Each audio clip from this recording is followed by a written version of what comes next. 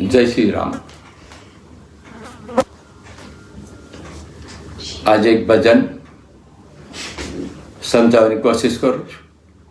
હે તંબુરો વાગે કોઈ જ્ઞાની પુરુષ જાગે, પાંચ તત્વ કા બનાયા તંબુરા, ત્રણ ગુણ से મળાયા. આ પાંચ તત્વનું શરીર છે અને એમાં ત્રણ ગુણ છે. આ તંબુરો છે, નાદ છે, તે સંભળાઈ રહ્યો છે.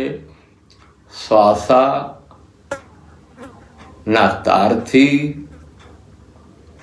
ભજન થઈ રહ્યું છે અને જ્ઞાની પુરુષો આ ભજન કરે છે. આ ભજન શ્વાસાનું છે ને શ્વાસાના માધ્યમથી થાય છે. ત્રણ ગુણ, પાંચ તત્વ નું આ પિંજરું, કોઈ બંગલો કે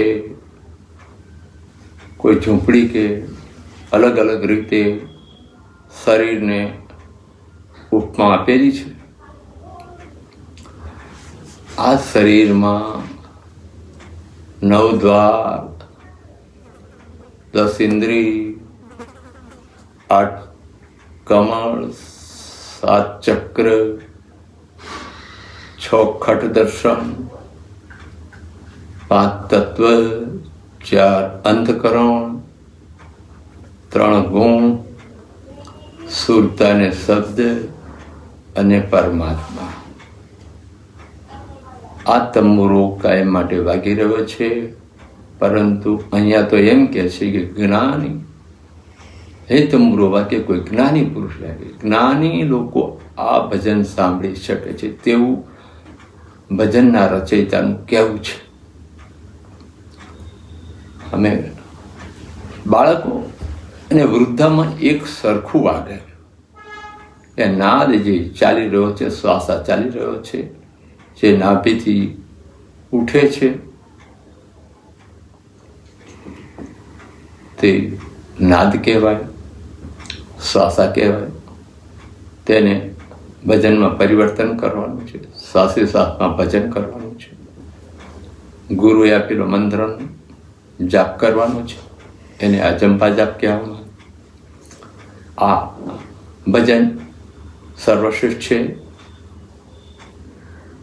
અને આ ભજનની કમાણી હોય, કરણી હોય તો એનો પ્રભાવ કંઈક અલગ પડે છે. માટે ભજન કરવું. આમાં તંબુરાની વાત કરી છે કે આ ઈંગલા ને પિંગલા એક થાય અને સૂક્ષ્મ જાગૃત થાય ત્યારે તંબુરો વાગ્યા એક થવાનું વાત છે. સૂર્યનાળી ને ચંદ્રનાળી એક થાય અને સૂક્ષ્મણા બને, ત્રિવેણીથી ઉપર જાય અને ત્યાંથી અવાજ સંભળાય. ઘણા બધા અવાજો છે, પોતપોતાની ભક્તિ અનુસાર અવાજ સંભળાય છે. આપે મને શાંતિથી સાંભળ્યો. આપનો ખૂબ ખૂબ આભાર.